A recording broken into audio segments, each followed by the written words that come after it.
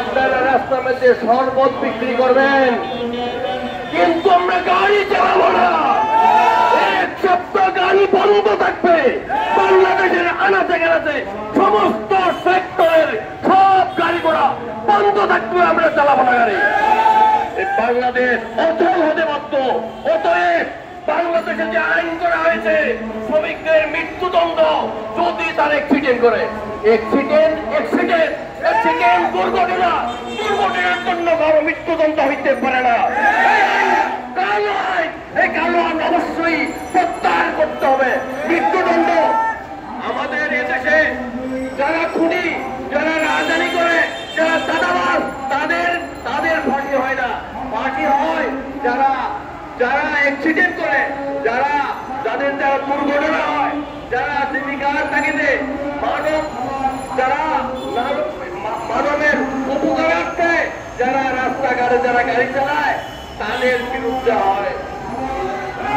বিরুদ্ধে হয় মৃত্যুদণ্ড।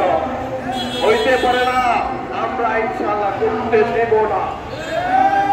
এই আইন যদি বাতিল করে না হয় তাহলে আমরা দুর্বার আন্দোলন করে তুলব ইনশাআল্লাহ। আমরা রাস্তাঘাট বন্ধ করার দরকার চাই, আমরা গাড়ি চালাবো না। ইসলামী মোটর শ্রমিক আন্দোলন বাংলাদেশ 8টা দাবি দিছে। এই 8টা দাবির মধ্যে আকাশ কুসুম কিছু চাওয়া হয় নাই। এই প্রত্যেকটা দাবি নিয়ে আপনারা বসুন, আলোচনা করুন, কোন দাবিটা কোন প্রেক্ষিতে যুক্তিযুক্ত দেখুন। আপনারা দেখার পরে আমাদের সাথে সমঝোতা আসুন, ইনশাআল্লাহ সমঝোতা হবে। আর যদি না করেন, আমরা রাস্তাঘাটে যদি আমরা থাকি তাহলে তো আমাদের গাড়ি ঘোড়া বন্ধ হয়ে যাবে, আমাদের জনগণ কষ্ট পাবে, সেটা আমরা চাই না। আজকে সময় অত্যন্ত কম, আকাশের অবস্থা ভালো না। আমাদের শ্রমিক আন্দোলন, ইসলামী মোটর শ্রমিক আন্দোলন বাংলাদেশ ইসলামী শ্রমিক আন্দোলনের একটা অঙ্গ সংগঠন। ইসলামী শ্রমিক আন্দোলনের পক্ষ থেকে আমরা সেই 8 দফা দাবির সাথে আমরা ঐক্যমত পোষণ করছি। ইসলামী শ্রমিক আন্দোলন বাংলাদেশের পক্ষ থেকে আমরা ইসলামী মোটর শ্রমিকের 8 দফা দাবির সাথে আমরা একমত পোষণ করছি।